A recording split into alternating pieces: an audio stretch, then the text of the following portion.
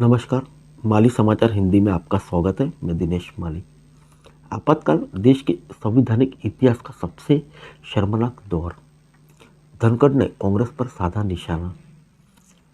आइए जानते हैं विस्तार से। उपराष्ट्रपति जगदीप धनखड़ ने कहा कि कार्यपालिका, न्यायपालिका और विधायिका के बीच मुद्दे होंगे, लेकिन उन्हें सुनियोजित तरीके से सुलझाना होगा। उन्होंने अफसोस जताते हुए कहा कि विधायिका में कुछ होमवर्क किए जाने चाहिए। उन्होंने कहा कि व्यवधानों की जगह बहस और बातचीत होनी चाहिए।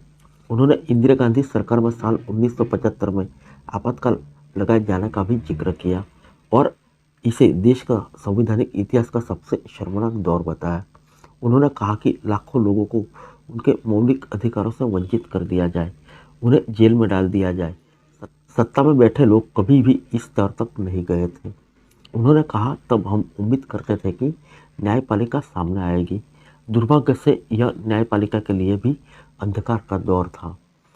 हालांकि देश के 9 उच्च न्यायालय ने एक स्वर में रुख अपनाया था कि आपातकाल हो या न हो, लोगों को उनके मौलिक अधिकार से वंचित नहीं किया जा सकता।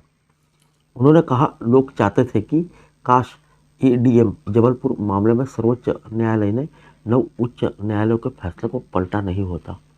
एडीएम जबलपुर मामला 1975 में आपातकाल लगाने से पैदा हुआ था। उन्होंने कहा, उस फैसले का हिस्सा रहे 2 न्यायाधीशों ने बाद में सार्वजनिक रूप से खेद जताया था। उन्होंने कहा, जब हम संवैधानिक पद पर रहते हैं तो हमारे पास कोई बहाना नहीं होता है, हमारे पास बचने का कोई रास्ता नहीं होता है। हमें संविधान के भरोसे को साबित करना होता है। धनखड़ कानून मंत्रालय के एक अभियान के उद्घाटन के मौके पर बोल रहे थे।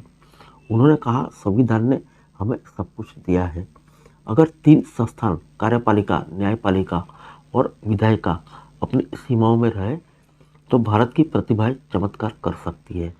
उपराष्ट्रपति ने कहा कि हर कोई कानून के दायरे में है। उन्होंने कहा, जब सार्वजनिक संपत्ति को नुकसान पहुंचाया जाता है तो मैं बहुत दुखी होता हूँ। हम कानून प्रवर्तन एजेंसियों से लोहा लेते हैं और ऐलान करते हैं कि हम जीत गए। फिर मिलेंगे अगले बुलेटिन में अन्य किसी खबर के साथ। तब तक के लिए इजाज़त दीजिए। नमस्कार।